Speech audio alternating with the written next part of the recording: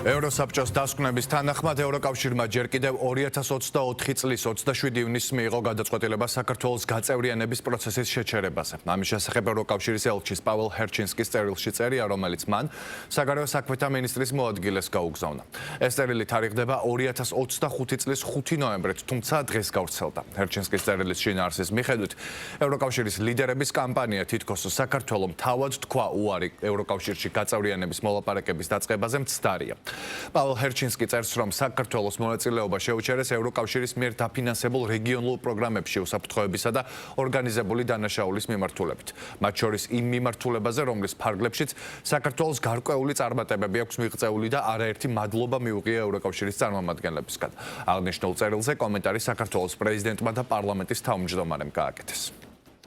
მაშინაც საუბრობდით, რომ როცა შეჩერებაზეა საუბარი, ეს ჯერ კიდევ ივნისის თვეში იყო გაცხადებული ევროკავშირის მხრიდან, მაგრამ ვინ მოგისმენა, არ მოგისმენა, იმიტომ რომ ეს იყო ხელოვნურად შექმნილი პროცესი, რომელიც თითქოს მილევადია და დღემდე გრძელდება და მთავარ პრობლემა თვლიან, რომ აი ირაკლი ყობახიძის განცხადება იყო ის, რომ ხალხი გამოვიდა ქუჩაში და თავარი რა არის, რომ ჩვენმა საზოგადოებამ მოусმინოს ხელისუფლებას, რეალურად შეაფასოს, არავინ არ თხოვს, მაგალითად იმ საზოგადოებას, გინდა თუ არა მომხრე იყავი ხელისუფლების, მაგრამ ის, რომ რეალობის აღქმა, სამართლიანობის განცდა, შენი სახელმწიფოს მიმართ სამართლიანი დამოკიდებულება კონდეს და შეფასებას იყო ობიექტური და ეს ორმაგი სტანდარტი, ეს დამოკიდებულება, რაზეც ყოველდღიურ რეჟიმში ჩვენ გვიწევს პასუხების გაცემა, ვისაც უნდა გაგება, ვისაც უნდა დანახვა, ამას ძალიან კარგად ხედავს. ერთადერთი რაზეც ჩვენ გული წვდება, რომ რიგი ადამიანებისა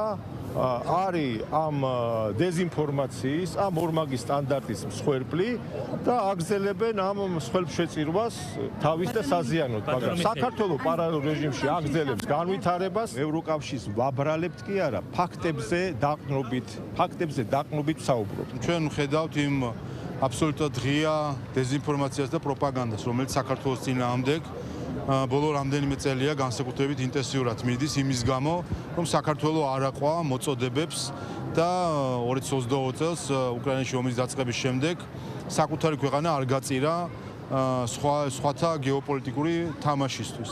ამის შემდეგ დაიწყო ზუსტად თავდასხმები საქართველოს ხელისუფლებაზე, მცდელობები ხელისუფლების ჩანაცვლებისა, დეზინფორმაცია, პროპაგანდა და ერთ-ერთი ასეთი ცრუ ნარატივი, რომლის დამკვიდრებაშიც ბრიუსელმა უდიდესი პოლიტიკური ენერგია და თანხები დახარჯა, იყო ის, რომ თითქოს საქართველოს მთავრობამ შეაჩერა ევროპასთან ინტეგრაციის პროცესი, რაც არის აბსოლუტური ტყუილი და სიმართლე არის ის, რაც აი ამ წერილში წერია, რომ თავის დროზე 2024 წლის ივნისში ეს იყო სწორედ ბრიუსელი, რომელსაც იმისთვის რომ ზეგავლენა მოეხდინა ქართულ ხალხზე, მის ქართულ ამომრჩეველზე